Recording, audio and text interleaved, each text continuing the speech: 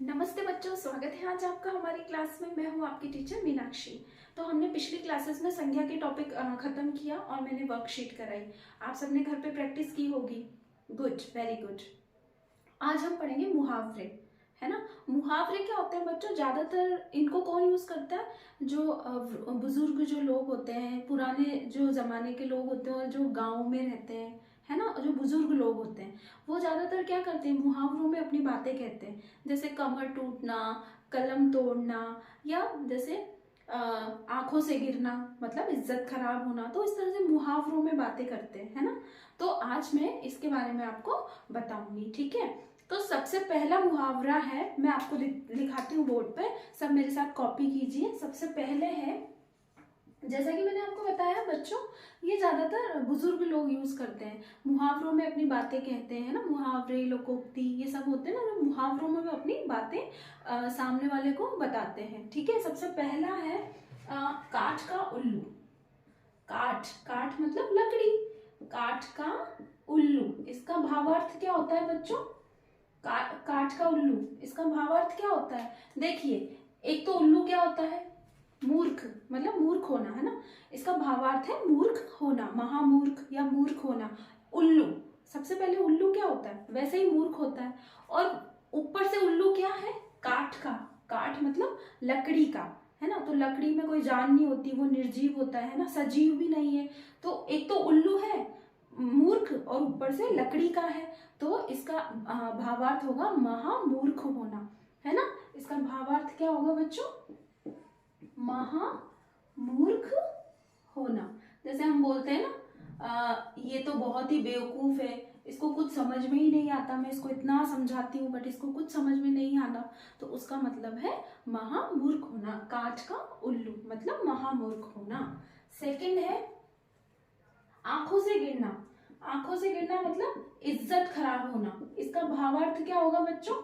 आंखों से गिरना, है ना। मैं बोर्ड पे लिख रही हूँ, सब मेरे साथ कॉपी करना इसको। मतलब इज्जत खराब होना, ठीक है। अब इसका भावार्थ है इज्जत खराब होना। आंखों से गिरना मतलब इज्जत खराब होना। ऐसा नहीं है कि वो मेरी आंखों से गिर गया, मतलब ये आंखें नीचे गिर गई, ऐसे नहीं होता। इसका भावार्थ है इज्जत खराब होना। जैसे हम किसी के लिए बोलते हैं ना, अरे वो तो मेरी बिल्कुल आंखों से गिरा हुआ है, मतलब उसकी इज्जत पूरी, अपनी नजरों में क्या होती है, हमारी नजरों में उसकी इज्जत नहीं होती। इस मुहावरे का यही अर्थ होता है, मतलब इज्जत खराब होना, ठीक है। नंबर 3 है ईमान बेचना, मतलब गलत काम करना। ईमान बेचना, इसका भावार्थ क्या हो गया? मतलब गलत कार्य करना, गलत काम करना, है ना। तो इस मुहावरे का भावार्थ क्या है बच्चों? ईमान बेचना मतलब गलत कार्य करना। जैसे कुछ लोग होते हैं लाइफ में, अपनी लाइफ में आगे बढ़ने के लिए वो क्या करते हैं? गलत काम करते हैं, है ना। कुछ भी करते हैं, कोई चोरी करता है, कोई किसी का मर्डर कर देता है, या कोई भी वो गलत काम करता है, उसको हम किस तरह से बोलते हैं? उसने तो अपना ईमान ही बेच दिया, मतलब उसने पूरा वो अपना, मतलब इज्जत पूरी खराब कर चुका है, मतलब वो गलत कार्य करता है, ईमान बेचना। नंबर 4, और जैसे इसमें ये भी है ईमान बेचना, जैसे रिश्वत लेना, है ना। जैसे कुछ सरकारी कर्मचारी होते हैं बहुत से, तो वो क्या करते हैं, हम उनके लिए क्या बोलते हैं? बहुत से होते हैं ना, रिश्वत लेते हैं, है ना। तो हम उनके लिए क्या बोलते हैं? उसने तो बिल्कुल उसका ईमान ही बेच दिया। मतलब जैसे रिश्वत लेना पाप होता है ना, बुरी बुरी चीज होती है रिश्वत लेना। तो इसको हम इस तरह से भी यूज कर सकते हैं, है ना। नंबर 4 है काम निकालना, मतलब प्रयोजन सिद्ध करना। काम निकालना, इसका भावार्थ क्या होगा बच्चों? मतलब अपना प्रयोजन सिद्ध करना। अब इसको हम कैसे यूज करेंगे? अगर मैं आपको इसका सेंटेंस बताऊं तो, प्रयोजन सिद्ध करना, है ना बच्चों। अब देखिए, काम निकालना मतलब प्रयोजन सिद्ध करना, इसका भावार्थ है। अब इसको हम, जैसे हम बोलते हैं किसी के लिए, जैसे कोई आता है और हमेशा अपना काम निकाल के वो चला जाता है। जैसे किसी को हमसे कोई काम हुआ या किसी से भी कोई काम होता है, तो वो सिर्फ हमारे पास काम के लिए ही आता है ना। फिर उसके बाद हमसे कोई हाय नहीं, हेलो नहीं, बाय बाय नहीं, है ना, ऐसा कुछ नहीं करता है, सिर्फ अपना काम के लिए आया और जब हमने उसका काम कर दिया तो फिर उसके बाद वो हमको पलट के भी नहीं देखता। तो उसका भावार्थ है ये प्रयोजन सिद्ध करना, मतलब अपना काम निकाल के वो निकल जाता है ना, उसको कोई मतलब नहीं होता। तो इसका मतलब ये है, इसका भावार्थ, है ना। नंबर 5 है, नंबर 5 पे है कलम तोड़ना, है ना, मतलब कलम तोड़ना।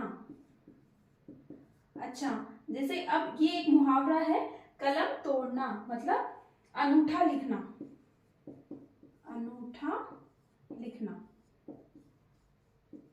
मतलब जैसे हम किसी के लिए अच्छा बोलते हैं ना, अरे उसने तो बिल्कुल कलम तोड़ परफॉर्मेंस दी, है ना, मतलब अनूठा लिखना। ऐसा नहीं है कि ये रही कलम और ये तोड़ दी हमने, है ना, इसका ये भावार्थ नहीं होता। जैसे अगर हम पढ़े कलम तोड़ना मतलब ये लो पेन और ये तोड़ दिया, नहीं, इसका मतलब है अनूठा लिखना, मतलब एक अच्छी तरीके से लिखना, एक अनूठा मतलब बहुत अच्छी तरीके से लिखना, पढ़ना, मतलब इस तरह से, है ना, कलम तोड़ना, है ना, मतलब जैसे बहुत अच्छे से पढ़ाई करता है, अरे वो तो बिल्कुल कलम तोड़ पढ़ाई करता है ना। तो नंबर 6 पे है कान खड़े होना, मतलब सचेत हो जाना। नंबर 6 पे हम लिखेंगे, सब मेरे साथ कॉपी कर रहे हैं ना, गुड, वेरी गुड। नंबर 6 पे है कान खड़े होना, कान खड़े होना मतलब सचेत हो जाना, है ना, मतलब सचेत हो जाना। जैसे अब इसका भावार्थ क्या है बच्चों, ऐसा नहीं है ये कान हो गए खड़े, है ना, ऐसे नहीं, कान खड़े होना मतलब एक मुहावरा है, बहुत से यूज करते हैं ना इस मुहावरों को, अरे उसके तो कान खड़े हो जाते हैं। जैसे फॉर एग्जाम्पल, जैसे हम कहीं जा रहे हैं, अब किसी ने हमको कोई बात बताई ऐसी जो उसके बारे में हम सचेत हो गए एकदम से, हमें पता है कि आने वाले टाइम में क्या होगा उस चीज को लेके, तो हम उसके लिए क्या होते हैं, उस कार्य के प्रति क्या हो जाते हैं, हम सचेत हो जाते हैं, मतलब हमारे अलर्ट हो जाते हैं हम, है ना, उस चीज के लिए। तो इसका मुहावरे का अर्थ है सचेत हो जाना, है ना। नंबर 7 पे है किनारा करना, मतलब मुकर जाना, किनारा करना, किनारा करना मतलब इसका भावार्थ क्या होगा बच्चों, मतलब मुकर जाना, मुकर जाना। इसका भावार्थ क्या है बच्चों, मुकर जाना। जैसे जब मुझे उसकी जरूरत पड़ी तो वो अपने कार्य से मुकर गया। जैसे हमें किसी की हेल्प चाहिए होती है तो वो उस टाइम तो हाँ भर देता है, लेकिन जब हमें उसकी वाकई में जरूरत पड़ती है कि अब ये कार्य हमें करना है तो वो क्या होता है, उस कार्य से मुकर जाता है, मतलब बिल्कुल मना कर देता है ना। तो ये होता है इसका भावार्थ मुकर जाना, है ना।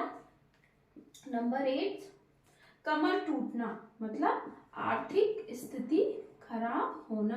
कमर टूटना मीन्स आर्थिक स्थिति कमजोर होना,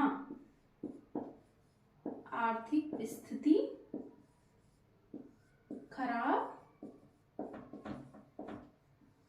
होना, ठीक है। जैसे कमर टूटना, बहुत से बोलते हैं ना, अरे बेचारा इतनी मेहनत करता है फिर भी उसकी आर्थिक स्थिति अच्छी नहीं है, मतलब वो एकदम कमर तोड़ अपनी मेहनत करता है, मतलब इतना हार्ड वर्किंग है अपनी लाइफ में, लेकिन फिर भी वो सक्सेस नहीं है ना। कमर टूटना मतलब आर्थिक स्थिति कमजोर होना। ऐसा नहीं है कि कमर टूट गई मतलब उसकी कमर बैक गई, टूट गई, ऐसे नहीं। इसका है कमर टूटना मतलब आर्थिक स्थिति कमजोर होना। जैसे कोई होते हैं बेचारे बहुत हार्ड वर्किंग होते हैं अपनी लाइफ में, बहुत सब चीज़ों में बहुत हार्ड वर्किंग होते हैं, लेकिन उन्हें सक्सेस नहीं मिलती इजीली, तो इसका मतलब है इससे ये मुहावरा उससे जुड़ा हुआ है, मतलब आर्थिक स्थिति कमजोर होना। कोई पैसे से कमजोर होता है, कोई काम करने में कमजोर होता है, कोई फिजिकली वीक होता है ना, तो इस तरह से।